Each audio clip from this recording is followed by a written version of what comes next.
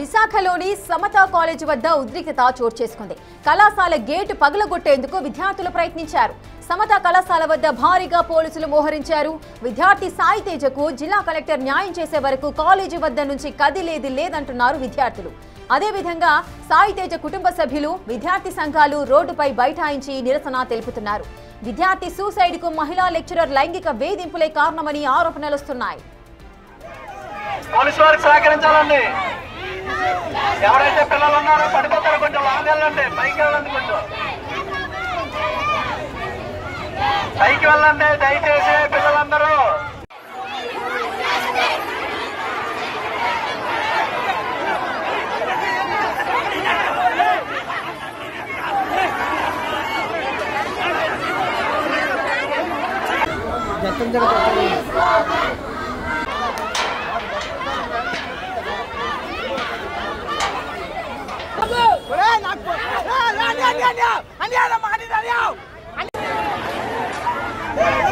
Police వారికి సహకరించాలండి.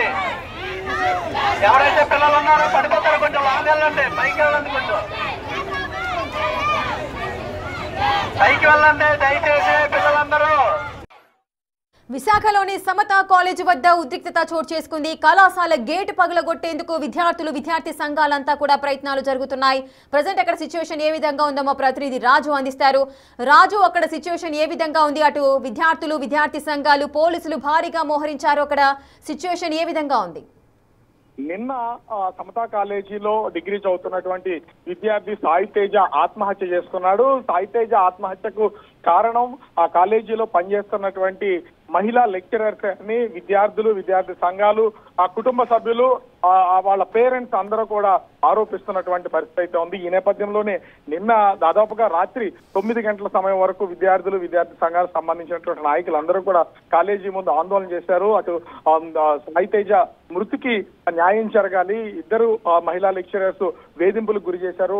ఒక lecturer మానసికంగా వేధింపులకు గురి చేస్తే మరొక లెక్చరర్ లైంగికంగా వేధింపులకు గురి చేసినటువంటిది అయితే ఉందని తీవ్రమైనటువంటి ఆందోళన చేసినటువంటి పరిస్థితి అయితే ఉంది. అయితే ఈ రోజు ఉదయం నుంచి కొంతమంది అంటే కుటుంబ సభ్యులు, అదేవిధంగా వాళ్ళ బంధువులంతా కూడా హాస్పిటల్ దగ్గర ఆ సాయి తేజ మృతదేహానికి సంబంధించి ఆ పోస్ట్ మార్టం వ్యవహారాన్ని చూస్తూ ఉంటే విద్యార్థులు, అతనితో చదువుకున్నటువంటి క్లాస్మేట్స్, అదేవిధంగా విద్యార్థి సంఘాలకు సంబంధించినటువంటి నాయకులందరూ కూడా కాలేజీ ముందు బైఠాయించి ఆందోళన చేశారు. ఈ ఆందోళన కంటిన్యూగా కొనసాగుతున్నటువంటి పరిస్థితి ఉంది. అయితే కొద్దిసేపటి క్రితం కాలేజీ గేట్లు పగలగొట్టుకుని లోపలికి దూసుకెళ్లే ప్రయత్నం అయితే చేశారు. సాయి తేజ మృతదేహాన్ని కాలేజీ దగ్గరికి తీసుకొచ్చినటువంటి కుటుంబ సభ్యులు, స్నేహితులు, బంధువులు, అదేవిధంగా ఆ విద్యార్థి సంఘాల నాయకులు ఒక్కసారిగా అక్కడ రోడ్డు పైన బైఠాయించి సాయి తేజ మృతికి న్యాయం జరగాలని ఆందోళన అయితే తీవ్రతరం చేసినటువంటి పరిస్థితి ఉంది. ఒక్కసారిగా కొంతమంది విద్యార్థులు గోడలు దూకి కాలేజీ దాదాపుగా 4 అంతస్తుల కాలేజీ పైకెళ్లి పైనుంచి దూకి న్యాయం చేయకపోతే, అంటే సాయి తేజ మృతికి న్యాయం చేయకపోతే అక్కడి నుంచి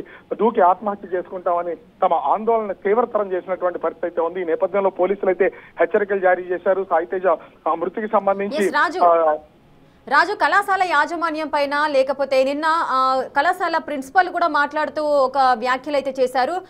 చాట్ ఏదైతే ఉందో అటు సాయి తేజకు అదేవిధంగా లెక్చరర్ కి మధ్య సాగిన చాట్ మా దగ్గరికి ఇప్పుడే వచ్చింది ప్రూఫ్, నేను అది చూసిన తర్వాతనే ఏదైనా సమాధానం చెప్పగలుగుతాను, ఏది తెలియకుండా ఇప్పుడే మేము సమాధానం చెప్పలేదు, లైంగిక వేధింపులా మరి ఇంకేదైనా కారణం అనేది మేము చెప్పలేము అని అన్నారు. మరి ఇప్పటికైనా కళాశాల యాజమాన్యము ఈ ఘటనకు సంబంధించి ఏమైనా స్పందించారా? దీనికి బాధ్యులు ఎవరు అనేది ఏమైనా తెలిసిందా?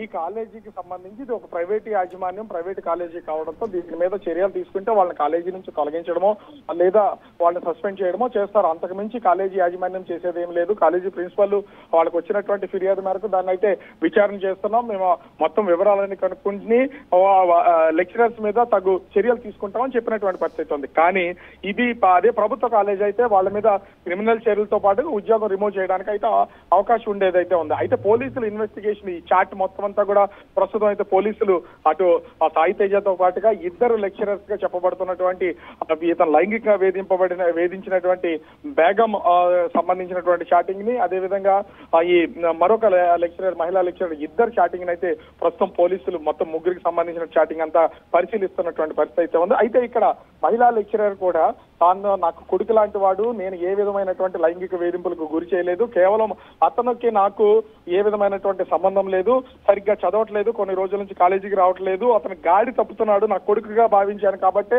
కొంత కఠినంగా వ్యవహరించానని పోలీసుల దగ్గర మహిళా లెక్చరర్ చెప్పినటువంటిది అయితే ఉంది. అయితే దీని వెనక మహిళా లెక్చరర్ల యొక్క వేధింపుల కారణమా, ఇతర కారణాలు ఏమైనా ఉన్నాయనేది పోలీసుల ఇన్వెస్టిగేషన్ లో తేలే అవకాశం అయితే ఉంది. తక్షణ న్యాయం మాత్రం జరగాలని ప్రస్తుతం అయితే కాలేజీ గిట్ల ముందు బైఠాయించి ఆందోళన చేస్తున్నటువంటి విద్యార్థులు కాలేజీ గేట్లను పగలగొట్టుకుని లోపలికి వెళ్లే ప్రయత్నం అయితే చేశారు. గోడలు దూకి 4 విద్యార్థులు అయితే 4 అంతస్తుల బిల్డింగ్ మీదకి పైకెక్కి వాళ్ళైతే ఆందోళన చేస్తున్నటువంటి పరిస్థితి అయితే ఉంది. ప్రస్తుతం ఈ విద్యార్థులందరూ కూడా ఒక చోటకి రావడం, కుటుంబ సభ్యులు బంధువులందరూ చేరుకున్నటువంటి నేపథ్యంలో రోడ్డు మొత్తం అంతా కూడా ట్రాఫిక్ జామ్ అయినటువంటి పరిస్థితి అయితే ఉంది. దీంతో భారీగా మోహరించినటువంటి పోలీసులు వీళ్ళని కంట్రోల్ చేసే ప్రయత్నం అయితే చేస్తున్నారు. దయచేసి ఎవరు పైనుంచి దూకుతామో ఆత్మహత్య చేసుకుంటామో అనే పరిస్థితులు తీసుకురావద్దని చెప్తున్నారు. అయితే విద్యార్థులు మాత్రం జిల్లా కలెక్టర్ రావాలి, దీనికి న్యాయం చేయాలి, ఆ చనిపోయినటువంటి సాయి తేజ మృతికి సంబంధించి న్యాయం చేయాలని వాళ్ళైతే డిమాండ్ చేస్తున్నటువంటి పరిస్థితి ఉంది. ప్రస్తుతము గత కొంతసేపటి వరకు ఈ ఆందోళన అయితే కొనసాగినటువంటి పరిస్థితి ఉంది. పోలీసులు వీళ్ళందరినీ పైనుంచి దిగి రావాలి, ఆందోళన విరమింపజేయాలి. పోలీసుల విచారణలో మొత్తం కేసుకు సంబంధించి అన్ని వివరాలు తేలే అవకాశం ఉందని పోలీసులు చెప్తున్నటువంటి పరిస్థితి కనిపిస్తూ ఉంది. రేఖ. ఎస్ రాజు, మరి ఎవరైతే ఉమెన్ లెక్చరర్స్ ఉన్నారో వారిపై